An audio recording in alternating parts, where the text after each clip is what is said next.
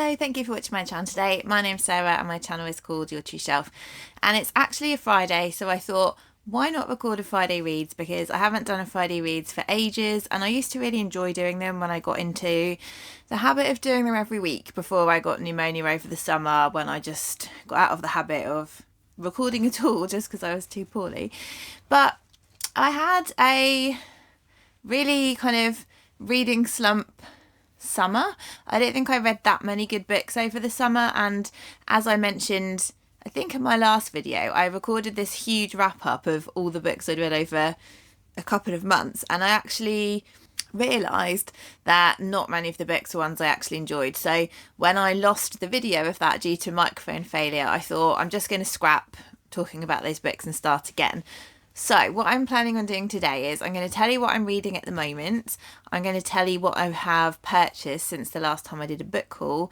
And I'm going to tell you the one book that I read recently that I really want to talk about. And then possibly think on my reading plans for the next week or two.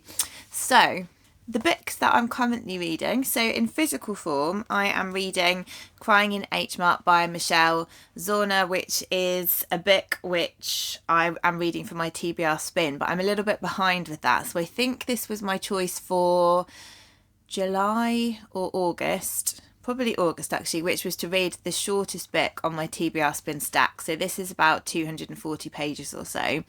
This is a non-fiction book, and I think it's done the rounds quite a lot on Booktube, although I don't know that I've actually heard anyone reviewing it, but I've certainly seen it around. It's the story, the true story, the memoir of Michelle losing her mum to cancer. So this is not an easy book to read, and I would say go into it with the knowledge that that's what it's about.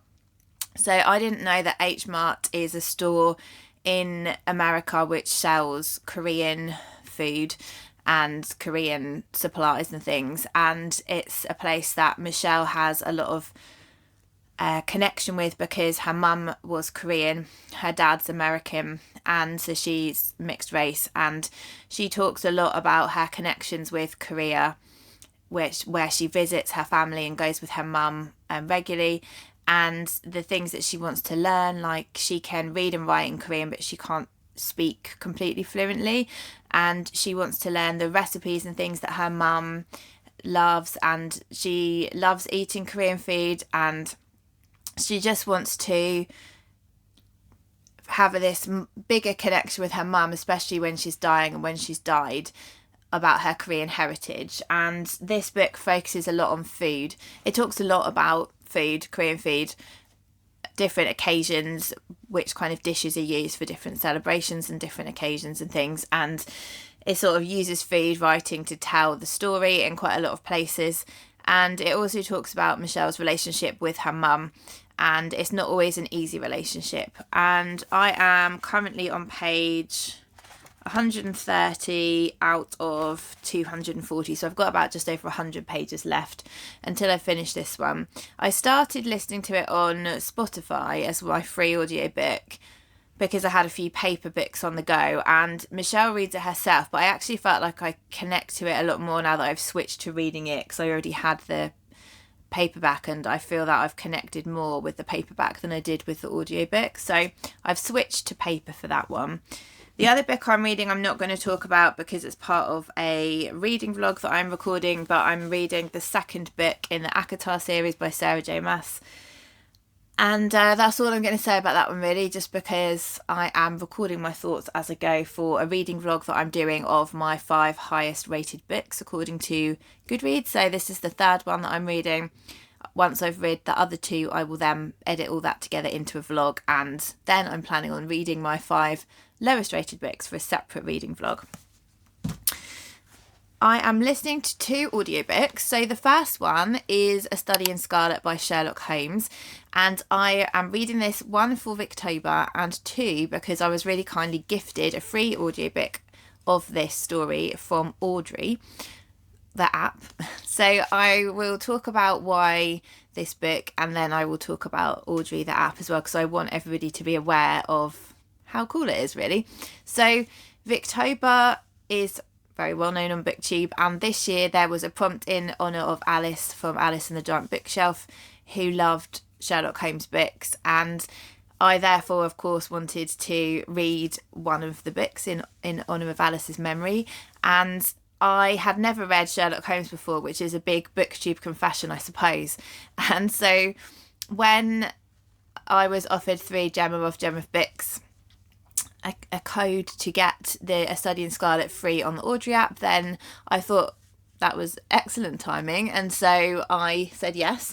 And so Audrey is an app that I'd heard of, but I'd never used before. And it's really cool. It's an app where they have classic books, which you can purchase. They are audiobooks, but then each book comes with lots of notes. So just speaking of the Sherlock Holmes book, so every time it's the end of a chapter, you get a little icon appear that you can click on, and it will have things like original artwork from the books, or it will have and some information about a plot point, or how Sherlock Holmes influenced modern crime techniques, or a history of a piece of music which is talked about in the book. So it will have notes, and then there's also an expert who will do little audio clips of about 90 seconds or 2 minutes, who are explaining something about the themes of the chapter, or how this demonstrates a certain characteristic of Sherlock Holmes, or things like that. And it just adds a lovely depth to the story. It also has recaps of previous chapters and character lists. So if it's a story where there are quite a few characters, it would be really handy to have a character list, because sometimes I think when you're listening to books, it can be frustrating that you can't flick back and have a look, or who was that person again, and that kind of thing, which you can in a paper book. So it's really nice that all that information is just there. And the narrator for this book is also really good at narrating, so I would definitely listen to more books on Audrey, and I would absolutely recommend it, independently of the fact that they kindly gifted me A Study in Scarlet. So I thought that was great, and I'm about just under halfway through listening to that one. And then the other book that I'm listening to at the moment is on Audible, and that is Behind the Scenes at the Museum by Kate Atkinson. I got this quite a while ago. I'm not sure if I used a credit or if I got it in one of the sales, but it's narrated by Susan Jameson. And when I was a child, my mum and I used to borrow audiobooks on cassette tape from the library, because that's the only way that you could listen to audiobooks then. And it was even pre-CDs. So I was in primary school when we started listening to audiobook tapes, and a lot of the audiobooks were narrated by Susan Jameson, and we always loved the books that were narrated by her, and we'd really gravitate towards those ones when we saw them in the library. So the fact that she's narrating this book is a really lovely trip down memory lane to hear her voice as well. And Behind the Scenes at the Museum is Kate Atkinson's first book, which I didn't realise. I have read Life After Life, which is probably one of my favourite books of all time, and A God in Ruins, which is the companion piece to Life After Life by Kate Atkinson. I don't think that I've read any of her other books, but I've got Shrines of Gaiety sitting right next to me. And I've also got the Jackson First and the Jackson Brodie Case Histories series, but I don't believe I've read any of her other books. And this one is about a girl called Ruby who starts narrating the story when she's at the moment of conception, and she's learning through what she can hear, like who her siblings are and who her mum is and stuff. And then she's born, and we're learning her story as well as the stories of her mother and her grandmother. And we've just got through the First World War, and I think she was born in... I know the Queen's coronation, which I think was 1952, is happening, and Ruby's quite young. She's probably like 2 or something, and so she's born around 1950, and I'm really enjoying it so far, and I am finding it a really lovely listen, which is really nice. I wanted to listen to this one because I'd had a bit of a slumpy reading summer. I just felt that it was nice to read something that was going to be a bit of a comfort read for me. So yes, so that's why I picked to read that one at this time. So that's everything I'm reading at this moment. And then the hauls that I've done have all been on audiobooks. So I had 6 credits built up on Audible, and I understand from a book group that I'm part of online that if you get more than 6 credits, or if once you get up to 6 credits, Amazon apparently still charge you your monthly $7.99, but you don't get any more credits. So I thought, well, I'm just going to have a bit of a splurge and spend some credits. And I'd been for some food with Mercedes and with our mutual friend Jenny, who does a really excellent book podcast called the Bookcast Club, which I'll link down below. And we'd gone to Waterstones afterwards, and we were sort of having a browse through the new release hardbacks, and we picked up quite a few of them between us. And I just thought, I took pictures of the ones that I was interested in. I just thought I'll go home and have a little splurge on Audible, which I did. So I got, with my credits, I got The Ministry of Time by Kaliane Bradley, which I've wanted to read for ages, and I was really excited to get to this one. So this is a time travel book. I really, really love time travel in books. It's one of the things that will really attract me to a story if there's time travel present. And this one is where a woman gets a promotion in, I think, a government department, and she doesn't really know what the job is yet, but she's actually given the job of going back to different periods in history, and I think bringing people from those time periods to the present day as like a bridge between the two time periods, which I'm guessing doesn't go well, but I don't know. So that's the Ministry of Time, and I have heard good things about that on reviews that I've watched. I then had some books that I'd never heard of before. So one is called The Other Valley by Scott Alexander Howard, and I think Mercedes has read that one and she recommended it. This is about, so if you can imagine like 2 hills with a valley in the middle. The 2 hills are part of the same place, but one of them is 20 years in front of the other one in terms of time period. So another novel playing with time. And then we have gatekeepers who make sure that nobody crosses over from one side to the other and changes time. And I think what's trying to happen is the people in the future valley, somebody's trying to cross to the past to see their relative who's died, and so the gatekeeper works out who's died and knows that that's going to happen. I think it's something along those lines, and I just thought it sounded really interesting, and again another time novel which is very attractive, like I said in the last book. I then have a book which I just really loved the cover of, and there hasn't got many ratings, and I haven't seen anyone else talk about it, and it's called Alvesdon by James Holland. So James Holland is a historian who I think writes mainly non-fiction books, and this book is about a family who are living in rural Britain, and I think they work in like sort of a farming community, and World War One starts, and it's talking about how the 3 generations of the family are affected, the people who are staying behind and working on the land, and the people who go off and join up. And I think it focuses on a single year, I think, in World War Two and around the Battle of Britain.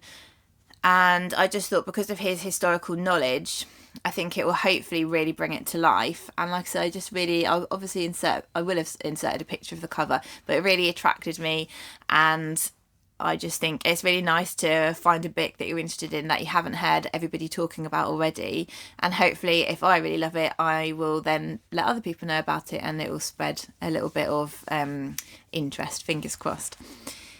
Then I made a bit of an error with the next book, because I thought that the cover was amazing and I really wanted to read it, and then I bought this and realised it's the 3rd in a series, which is annoying. And I have heard that you can read it as a standalone, but I don't really want to, because I don't like reading series out of order, and it's Arthur by Giles Kristian. So anything set around Arthur and all of those kind of things. I haven't read books set in that setting, but it really interests me, and I would love any recommendations of other kind of Arthurian books that people have enjoyed. And if you've read this trilogy, is it something that you think I should read in order, or do you think that I could easily just read it as a standalone with no problems? Because I don't have a lot of knowledge around that time, and so I would love to kind of read them in order, I think, to get the background that I need. But I will then have to buy books 1 and 2, which, you know, isn't that big of a deal. I think they're quite cheap online, but they are beautiful. So yeah, not that you can see that they're beautiful if you're listening to them. So that's all the credits I spent, I think. And then I bought Getting Better by Michael Rosen when it was in the, I think it was in the Audible sale. And again, I heard Alice talk about this from Alice and the Giant Bookshelf in the past, and she really loved this book, and so I added it onto my wish list at the time. My children love Michael Rosen poems. I loved Michael Rosen poems when I was at school. One of my teachers used to read them in assembly, and I can remember there was the poem about Eddie and the chocolate cake, and I loved it when she read that poem. All of us used to beg her to read that poem because she read it so well. She acted it really, really well. And so we used to love it when she read it. And I never realised that it was by Michael Rosen at the time. And I think it was only when I came across it in a poetry collection with my son, who particularly likes Michael Rosen, that I realised that that was the poem and I could actually read it again, which was really nice. So I think he seems like a really, really lovely man, and I know that he's been through some really hard times. I know that he nearly died in ITU in COVID, in the first wave of COVID, and I know that he also lost a child, and so he's been through some really, really hard things. But this book called Getting Better is about stories of how hard times can be overcome and what we can learn from those times, and I just think that is going to be like a really sort of a book that you can gain a lot from. So he also reads it himself, which he's got a really nice voice, so that will be fun to, well, maybe fun's the wrong word, it'll be nice to listen to his voice reading his experiences. So that's the books that I've hauled since I last did a haul video. And then I just want to talk about one book that I read recently which I really, really liked, which was a recommendation from Karen over at Roving Reader. Karen knows my taste very well, so when she recommends a book to me, I know that I will like it. And this was Sandwich by Catherine Newman. I've never read one of her books before, but I did recognise the cover of her other book when I looked her up. So Sandwich is a book which, on the reviews online, lots of people have given it really high ratings if they can relate to the book. But if it's something that if there's something that the reader can't relate to, I think the ratings are lower. So just bear that in mind. But this was a very relatable book for me. So this is focusing on a woman called Rocky, who is about 10 years older than me. And she has gone to Cape Cod to this house that they rent every summer with her husband, who she's been married to for a long time, with her 2 children. She has a daughter and a son, and they are in their early 20s, and the son's brought his girlfriend, and her parents, her elderly parents, come and visit for part of the holiday as well. And so the reference to Sandwich is that she's kind of that middle layer with her parents above her and her children below her in age, and she's sort of going through different stages with both of them. So they've been renting this place for since the kids were really small. It's a very kind of small, ramshackle place. It's not a big fancy holiday home, and they love the familiarity that they go back there for a holiday every single year, and they get upset if some of the furniture's been updated or something. They're like, oh no, the wonky coffee table's gone, and all those, they're attached to this place and the surrounding shops and things. And because we've been to the same place in Cornwall, not the same house, but the same town in Cornwall for the last 3 years, I want to say. But we've been to Cornwall loads of times, and so I sort of could relate on that level to the love of going back to the same place. We'll probably go back to St Ives again this year just because we love St Ives so much in Cornwall. So anyhow, so they're at this place, and it's Rocky is the mum's name, and she's going through the menopause, and that's also a part of the story because she's gets these waves of extreme anger and irritation. And she can hear that she's being really unreasonable to her family, but she also can't stop it because of the hormone changes that are going on. She's thinking a lot about her body, and she's thinking about like her previous pregnancies. She had one pregnancy that she ended, and so she's thinking a lot about that, and thinking of, as her reproductive life comes to an end, I guess, she's thinking a lot about those kind of issues and bodily autonomy and stuff like that. And then she's also thinking about, now that her children are grown up, what it was like when they were really small, and how she's got these memories of them being really tiny and really needy and clambering all over her all the time, and how much, on one hand, she just loved that and has really lovely memories, but on the other hand, it's really nice now that she has some more breathing room. But she also has some really, really lovely moments with both of her children, especially her daughter, at various times on the holiday. And then when her parents come, she's sort of worried about her parents. Her mum has an episode of a sort of a funny turn where she has to go to hospital, and it sort of makes her think about mortality and all of those kind of things. So there's a lot wrapped up in this story, but I thought the dialogue was really good. I thought the family dynamics were so lovely. There's loads of food writing in this book, and I am a sucker for food writing, and they talk a lot about the different things they're eating for dinner, preparing food, sandwiches, like mum makes a lot of sandwiches for every day, and they talk about just wine and I don't know, there's lots to talk about seafood, and obviously I don't eat seafood because I'm vegan, and I've never really eaten seafood, but there's lots to talk about all the things they love to do and the places they love to go, and also how expensive it is to go on holiday as well, because, you know, she's like, oh, we'll go and get some stuff for lunch. Oh, look, $80 for us to all buy like lunch, and just stuff like that, and which is also quite relatable. So yeah, I really love this book, and I'm not the same age as her, and there's definitely some things which are different in my experience compared to her experience, but I just think that sort of theme of children growing up, going to holiday in the same place, and the relationships and things like that were very relatable for me, and therefore I really love that book. But if you are listening and think, well, you know, that sounds like nothing I'd be interested in, that's absolutely fine. I just instantly connected with the book and really adored it. So that's everything I think I have to talk about. In terms of what I'm going to do next, I'm trying really hard not to plan a lot, because I feel like I overcommitted, and that's part of the reason I got in my slump. So plans. I have a TBR Spin book to catch up on.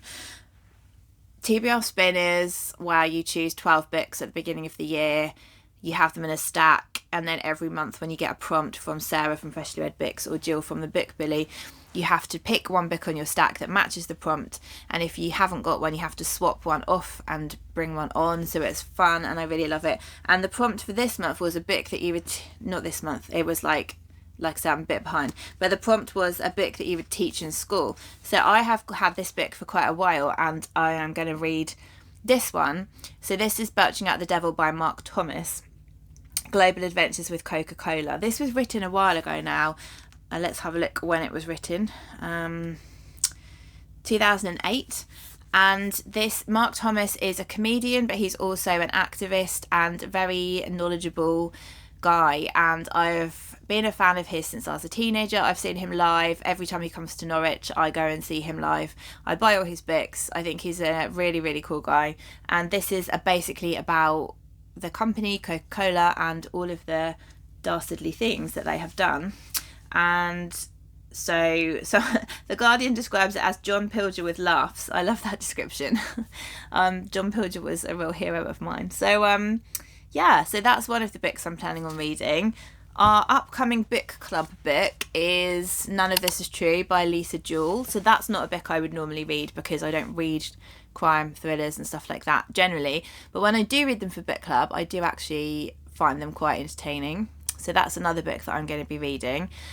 And then my book, which I've tied in for Ben Reads Good's prompt of Ugtober, a book with an ugly cover, and my TBR Spin is Frankenstein. and I'm just going to go and get it because it's in my bedroom. I'm going to go and get it and show you how awful the cover is. This has to be one of the worst covers ever. Isn't that just vile? It's horrible.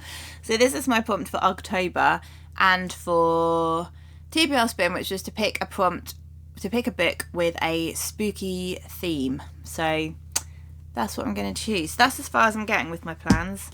Not doing any other plans. I have got, that's a lie actually, because Aaron and myself, Aaron from Aaron Read a Book, are going to read the second in the Boudica series, which is called Dreaming the Bull. My friend Jo and I are at some point going to read The Mill on the Floss together by George Elliot, but we are just taking it easy and we're just going to start when we want to rather than planning a date. So yes, that is my sort of loose plans. And so I'd really love to hear what you've been buying and reading and what your plans are. If you've got any time travel book recommendations, I'd love to hear. And if you have any thoughts on the Giles, Kristian, Arthur trilogy and whether I need to read them in order, I would also love to hear that, because that will help me make a decision. And yeah, I hope you're all having a lovely day and week, and I will speak to you all soon. Bye!